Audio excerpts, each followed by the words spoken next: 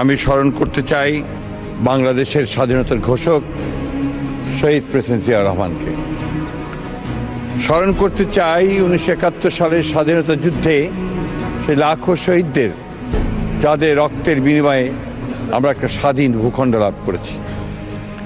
আমি স্মরণ করতে চাই একই সঙ্গে দীর্ঘ 18 বছর গণতান্ত্রিক সংগ্রাম করে যারা প্রাণ দিয়েছেন, আহত হয়েছেন এবং হারিয়ে গেছেন আমাদের সেই সব বীর সহকর্মীদের।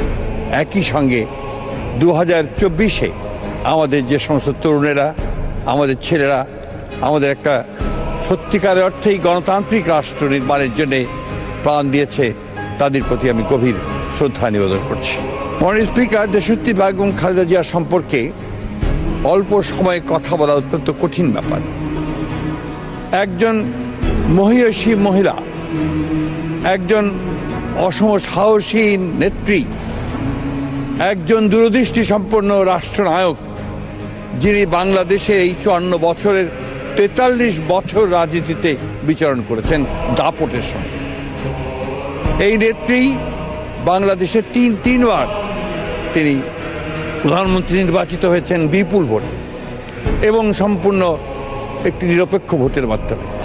তিনি 2বার বিরোধী দলের নেত্রী নির্বাচিত হয়েছেন এবং প্রতিটি ক্ষেত্রেই তার যে মূল লক্ষ্য ছিল বাংলাদেশে গণতন্ত্রকে প্রতিষ্ঠা করা। আমরা দেখেছি যে যখন তিনি সরকারে ছিলেন সেই সময় তিনি এমন কাজগুলো করেছেন, যেমন প্রেসিডেন্সিয়াল ফর্ম অফ গভর্নমেন্ট থেকে পার্লামেন্টারি ফর্ম অফ গভর্নমেন্টে নিয়ে আসা এবং অন্যান্য গণতন্ত্রের প্রতিষ্ঠানগুলোকে দাঁড় করানোর চেষ্টা করা, সংবাদপত্রের স্বাধীনতাকে নিশ্চিত করা। একই সঙ্গে রাষ্ট্রনায়ক হিসেবে তিনি বাংলাদেশের নারীদের উন্নয়নের ক্ষেত্রে একটা যুগান্তকারী ভূমিকা পালন করেছেন। তিনি মেয়েদের ক্লাস 10 পর্যন্ত লেখাপড়াকে অবৈতনিক করেছিলেন এবং মহিলাদের ক্ষমতায়নের জন্য তিনি অনেক কাজ করেছিলেন। আমি বেশি কথা বলবো না, আমি শুধু কয়েকটা কথার, যখন তিনি প্রধানমন্ত্রী ছিলেন তিনি যে কাজগুলো করেছিলেন তার কিছু না বললে আমি মনে করি যে অবিচার করা হবে। তিনি প্রাথমিক শিক্ষাকে বাধ্যতামূলক করেছিলেন, যেটা একটা যুগান্তকারী পদক্ষেপ ছিল এডুকেশনের ক্ষেত্রে। উন্মুক্ত বিশ্ববিদ্যালয় ও জাতীয় বিশ্ববিদ্যালয় এই দুটি তারই হাতে তৈরি করা হয়েছিল। ফলের নির্যাস ও দুধের সমন্বয়ে পোলার টর্নেডো গ্রিন অ্যাপল আইসক্রিম, মন ভালো থাক। এবং একই সঙ্গে বেসরকারি খাতে বিশ্ববিদ্যালয় এবং মেডিকেল কলেজের অনুমতি তিনি দিয়েছিলেন। তিনি কৃষকের ভাগ্য পরিবর্তনের জন্য 5,000 টাকা পর্যন্ত কৃষি ঋণ সুদ সহ মকুব করেছিলেন, 25 বিঘা পর্যন্ত জমির খাজনা মাফ করে দিয়েছিলেন।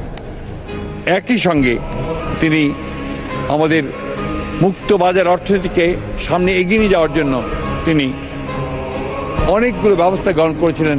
তার মধ্যে একটি ছিল আমাদের আপনার রেভিনিউ আর্ন করার জন্য VAT, এটা ছিল তার করা, এবং বিনিয়োগকে মুক্ত করে দেওয়া বেসরকারি খাতে, যেটা আমাদের অর্থনীতির যুগান্তকারী পদক্ষেপ রেখেছিল। একই সঙ্গে অনুমতি ছাড়াই 30 কোটি টাকা বিনিয়োগের সীমা নির্ধারণ করা হয়েছিল এবং নতুন শিল্প প্রতিষ্ঠা করা হয়েছিল সেই সময়। একটি স্বনির্ভর অর্থনীতি গড়ে তোলার জন্যে দারিদ্র্য বিমোচন, স্থানীয় সরকারকে শক্তিশালী করা, মূর্ত অর্থনীতিকে আরও প্রাণবন্ত করা, জলবায়ু ও পরিবেশ বান্ধব কর্মসূচি গ্রহণ করা ছাড়াও তিনি অনেকগুলো ব্যবস্থা নিয়েছিলেন, যে ব্যবস্থাগুলো আমাদের অর্থনীতিকে সচল করেছিল, আমাদের রাষ্ট্রকে এগিয়ে নিয়ে গিয়েছিল।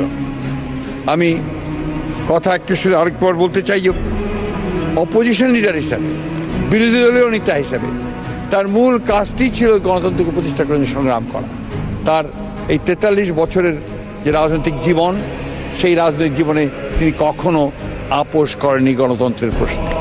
তিনি কখনো বাংলাদেশের স্বাধীনতা সার্বভৌমত্বের প্রশ্নে আপোষ করেননি এবং সেটাই ছিল তার সবচেয়ে বড় কৃতিত্ব, যেটা আমাদের বাংলাদেশের মানুষকে আজকে পর্যন্ত অনুপ্রাণিত করে। ফলের নির্যাস ও দুধের সমন্বয়ে পোলার টর্নেডো গ্রিন অ্যাপল আইসক্রিম, মন ভালো থাক। আপনারা সবাই জানেন যে আমি একটু কবিতা পড়তে এবং বলতে ভালোবাসি, যে কারণে আজকেও আমি আমাদের বিশিষ্ট কবি আল মাহমুদের লেখা একটি কবিতার কিছু অংশ বেগম খালেদা জিয়া সম্পর্কে লেখা, সেটা আমি আপনাদেরকে একটু শোনাবো। কারণ আমার কাছে মনে হয়েছে এটা একটা অসাধারণ কবিতা, যা দেশনেত্রী সম্পর্কে সবচেয়ে ভালো কথা বলেছে। তোমার মুখের দিকে চেয়ে আছে বাংলার ভোরের আকাশ, এদেশের গুল্মলতা ছুতে চায় পল্লবিত আঁচল তোমার। যেন এক প্রতিশ্রুতি হেঁটে যায় আমাদের কণ্ঠকিত কালের ভেতর, লাঞ্ছিতের আহ্বানে যেন মাটি জন্ম দিল এক শস্যগন্ধি মাটিরই কন্যাকে। প্রত্যাশার কণ্ঠস্বর কে জানে কি মন্ত্র বলে, তুমি কেবল ছড়িয়ে দিচ্ছ মাঠ ঘাট আদিগন্ত শস্যের কিনারে। আমরাও সাক্ষ্য দেব, হ্যাঁ আমরা একতা দেখেছি মাতাকে এক অনিশ্চয়ই সাঁধারে দাঁড়িয়ে আলোর ডানার মতো মেলে দিয়ে ব্যাঘ্র দুই বাহু 11 কোটির মাঝে নেমেছিল বিদ্যুৎ বিভায়। কখনো ভুলো না যেন তোমার ঘুমটায় আছে মানুষের আশার বারুদ। ভুলো না তোমার বাক্য প্রতীক্ষিত নিঃশ্বাস জাতির অবিচল পিঙ্গলাক্ষী হে মাতৃকা, মানুষের আশাকে জাগাও। তিনি জাগিয়ে তুলেছিলেন সেই আশা। তিনি হেঁটে গিয়েছিলেন কারাগারে ভালোভাবে, কিন্তু আবার একই সঙ্গে তাকে হত্যা করার জন্য ফ্যাসিস্টরা যে ষড়যন্ত্র করেছিল, সেই ষড়যন্ত্র তাদের টিকতে পারেনি। শেষ পর্যন্ত ছাত্র জনতার অভ্যুত্থানের মধ্য দিয়ে তিনি মুক্ত হয়েছিলেন, এবং সেদিনই তিনি জাতির সামনে তার সেই বিখ্যাত উক্তি তিনি করেছিলেন, সেই সমঝোতার কথা, যে প্রতিশোধ নয়, প্রতিহিংসা নয়, আসুন আমরা একটা ভালোবাসার দেশ গড়ে তুলি, কল্যাণের দেশ গড়ে তুলি, মানুষকে ভালোবাসার মধ্য দিয়ে আমরা নির্মাণ করি আমাদের নতুন বাংলাদেশ। ধন্যবাদ মাননীয় স্পিকার।